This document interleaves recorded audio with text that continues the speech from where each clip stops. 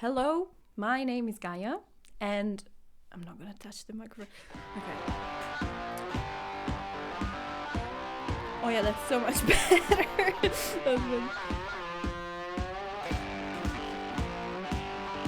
2025 is finally over. Now, what? So, first things first, I have 4 new paying subscribers on my Substack. Thank you. That's awesome. That truly is awesome. Thank you so much. This said, I was in middle school, and I don't know why I have this spell with like physical education teachers. Like they always hated me. Thank God. I don't have much to do with them anymore. And in middle school, I had this teacher. It was a lady who really hated my guts, and I never understood why, because, you know, in all honesty, I was trying my best. And I don't know. I mean, I am quite clumsy. But hey, that should be endearing. I wasn't going to, you know, I don't know, sports academy. It was middle school. Aren't you supposed to be clumsy during your teenager years? Was it only me? What happened? Anyway, she really disliked me and thought she had to make it apparent that she disliked me. And one time, she made me walk in front of the whole class because she wanted to show that I wasn't coordinated and that I was moving my hands and my arms in an uncoordinated way while I was walking. So what she did was put everyone else on a line and make me walk in this like gigantic gym. There were like, I don't know, 25 people in my class or something like that. Who gave you your degree? Do you have a degree? What's going on? Like that. Okay. I'm 30 now. Turning 31 somehow next month. And this is still one of the most unsettling moments of my life, which means that I had a pretty good life. But still, what? Why would you think about doing this to a child? Because, come on, I was like 11, 12. Child. Dude, I am on the brink of becoming a woman, and you are destroying my ego this way. This way. Why? What makes you think that it's the right thing to put a young lady on the spot? I won't say her name, but maybe I should. Anyway. Why am I telling you this? I'm not sure. No, I am. I am telling you this because every one of us has that kind of memory. Like we all have a very unsettling memory or several, that we weren't really geared to face, but we had to anyway, and it kind of like it stayed with us. And those, like that kind of experiences, I believe, shape your insecurities as an adult.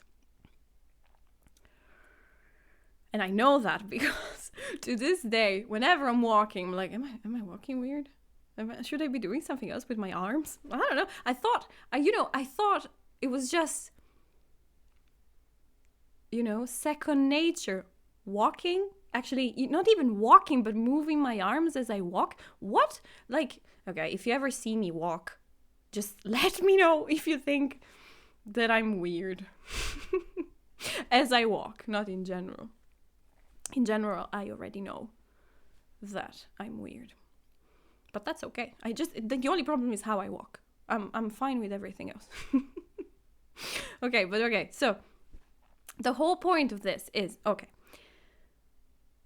think about those memories that you have that made you feel uncomfortable. Think about why they made you feel uncomfortable. And then think about how you would have liked to be treated instead. Why? Because how you would have liked to be treated instead shapes how you can treat yourself now as a loving adult. Because regardless of who loves you, who doesn't, if people like you, if people don't like you, you can always try to love yourself a little better, right? You can always try to build a more loving and supportive relationship with yourself. So in my case, I wish she would have, if she actually thought that this was this important, I wish she would have talked to me about this in private. So not really showing how weird I was in front of the whole class, because then she started like pointing out saying, see, she does this with her hand, she does this with her arm. I'm like, fuck you, man. Can't I just be? Exhausting. Being a teenager is fucking exhausting, isn't it? Not even a teenager, like pre-pubescent child. What? I looked exactly like I do now, by the way, minus the hat, that's new. But still, maybe that's why she hated me. I don't know. Never understood. Anyway. Okay, so the point is that people eventually will treat you unkindly. And many times, at least I thought that depended on me. Like, if I would have been A, B, and C, people would have treated me better. But in this case, like, this is a very explicit case of me doing absolutely nothing wrong aside from existing and being how I was, and that somehow wasn't good enough, normal enough, graceful enough. I don't know. What are female kids supposed to be? Pretty? Coordinator? I don't know. I mean, I don't know. There are so many of these unpleasant experiences that kind of like shaped also the idea that you have of yourself as a grown-up. So I don't know if teachers think about this, but the things that you feel in middle school and high school and in school in general will shape the idea that you have about yourself as an adult. They have no idea of how much responsibility they have. That's insane. Why am I telling you this? Because there's a certain point in our lives where our perception of who we are starts to get a clearer shape, but unfortunately that also collides with the moments of your life when you are the most vulnerable, aka teenager years. So we end up growing up and becoming adults with these kind of like dysfunctional and, belittling beliefs about ourselves that, regardless of whether or not they are true, they are just fucking useless. Because so what? Even if I am not coordinated, don't I have a right to still feel good about myself and walk around as I fucking please? No. So this goes for any other kind of flaw that people pointed out about you. Oh my God, another thing was when, oh my God, I'm just thinking about this now. So middle school still, I had this friend, which shall not be named, unless I change my mind later on in the episode, that once we were chatting, and I remember I had braids, like on my hair, and I felt pretty. He kind of like looked at me a little bit, up close and said, "You have a beard." And I was like, "A beard?" And he was talking about these sideburns, because I have a lot of hair and so I have sideburns. And I think I was well into my 20s when I started braiding my hair again. Just instant trauma, instant insecurity. Also, someone online asked me if I'm always wearing hats. Always. One video. Come on. Because I'm balding. Yeah. Of course. That's exactly why. Yes. Aren't you? I wish I was balding so I wouldn't have sideburns anymore.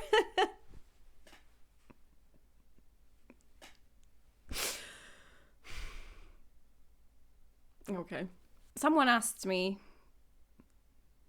what is it that I do Exactly. I don't know. I don't know. No, I do know. No, I don't. Do I? I don't know. Oh, Jesus. Someone asked me, what is it that I do? What is this podcast about? And I said, I think it's about me. And then I made this face. It was Christmas. Anyway. No, truth is, I thought about it. It's not apparent, but I do have, a long-term plan. And the thing is that there are many people who do podcasting and, who have YouTube channels and stuff like that are objectively good. Like, they're very good. So they have, good editing, good episode structures, and good content. Probably a team of people, or if not a team of people anyway, they got really good at what they do. And I'm very aware that I'm not even remotely there. But the thing is that if you don't start doing what you want to do, then you're just not going to do it. Like, you're not going to get any better if you don't dare to suck at it at first. Like, if you don't dare to be uncoordinated, clumsy, then, you'll always stay clumsy whenever you try. So why am I making these videos? Why do they look the way they look? And why do I sound the way I sound? That's because I give myself permission to try and to find the right format, the right tone, the right topics, or even simply to have a place to express myself without being absolutely paralyzed by the hypothetical judgment of other people. So I don't make these videos because I think that I'm very good, or because I think that you should watch the things that I do, but I make these videos because I hope to become better. And I hope that between all the nonsensical things that I say, maybe there are some things that can resonate with other people who are also trying to find their voices. Because I found this big gap in YouTube, or anyway in social media or content creation, or however you want to call it. We always only find people either that suck or that are very good at it. Like, the in-between, it's very rarely there, but it's a weird moment in time. Like, our moment, it's a weird moment in time because literally almost everyone has access to everything. So hypothetically, everyone can create stuff, and we, most of us kind of do. Fuck. But models of the process are very hard to find. Like, if you look at people on YouTube, there's mostly people who know exactly how to do YouTube. The in-between is almost never present, and so we think that the in-between shouldn't be there, like that we should be automatically very, very, very good at something. Nah. Why? Who said so? Nobody said so. Being clumsy at first is fundamental. It's useful. It makes you understand what you have to improve, which in my case, it's almost everything. Good. What movie was it? Wait, Yes Men. There's Zoe Deschanel's character who says, life is a playground. Life is also scary as fuck, but it's also a playground, like your own life. If you're given, the opportunity to be doing whatever you want, and if you want to do certain things, you have to accept the fact that when you'll start doing them, very likely they will look worse than you thought, or worse than they will look 1 year from now. Because for now, my only MO is to keep this going until I get better. But the point is that I forgot what I was saying. My goal actually is, for the moment, is just getting better at it and not giving up. Quality right now is not my issue. Should be, but it isn't. I just want to continue doing this until I get better, because I have a long history of giving up on things. Because I'm, I think, a perfectionist. I have a long history of giving up. If things don't turn out perfect the second I try to do them, then I, more often than not, give up. I can't even tell you how many projects I left halfway through, or even worse, even before actually starting them. So maybe I had everything figured out and then I just never did it because it wasn't perfect enough, and I kept on thinking about it, and then I thought about it so much that I burned myself out, and then I simply didn't do it. Somehow I escaped from this pattern in academia. I don't know how. I honestly don't know how, but more often than not, that's the way I do things, which is I don't. So even if my videos suck, even if, you get absolutely nothing from it, or you just think that I'm not good at it or weird or whatever, it doesn't matter, because that's not why I'm doing it. I'm doing it so that I can train myself not to give up on things that I think I want. If I'll give up, it'll be because I decided that I don't want to do it anymore, not because I think that I cannot do it.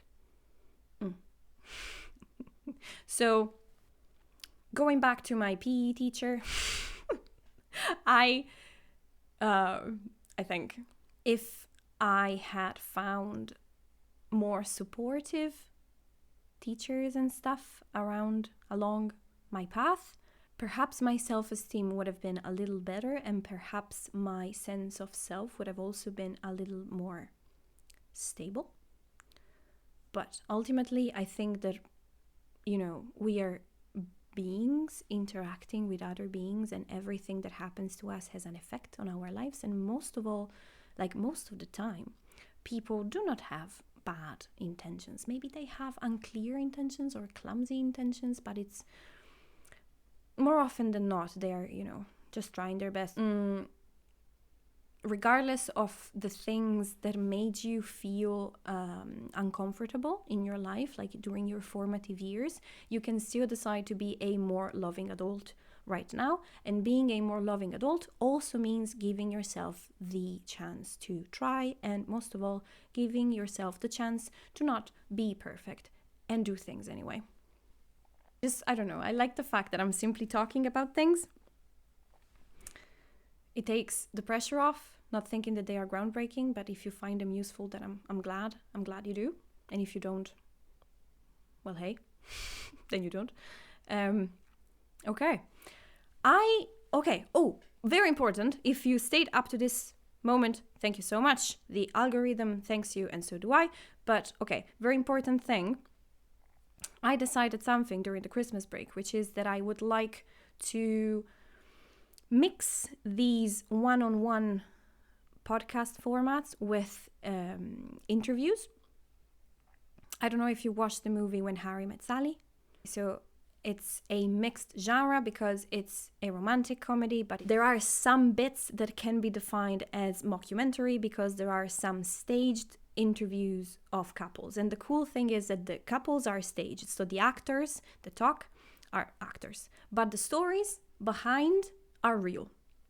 So the stories are just about how they met and why they fell in love and that kind of stuff. And so I decided that I'd like to repropose that format in my videos.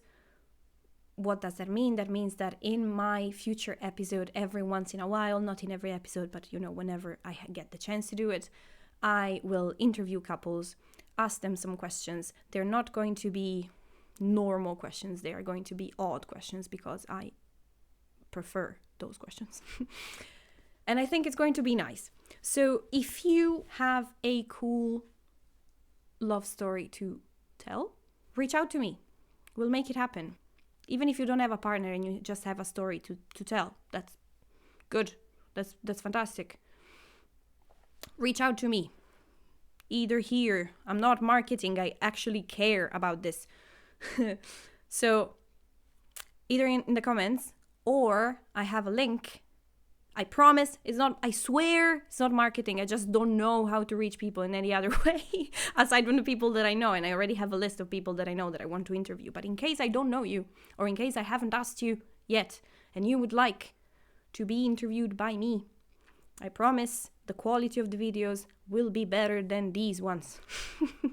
And the audio as well. It's going to be decent.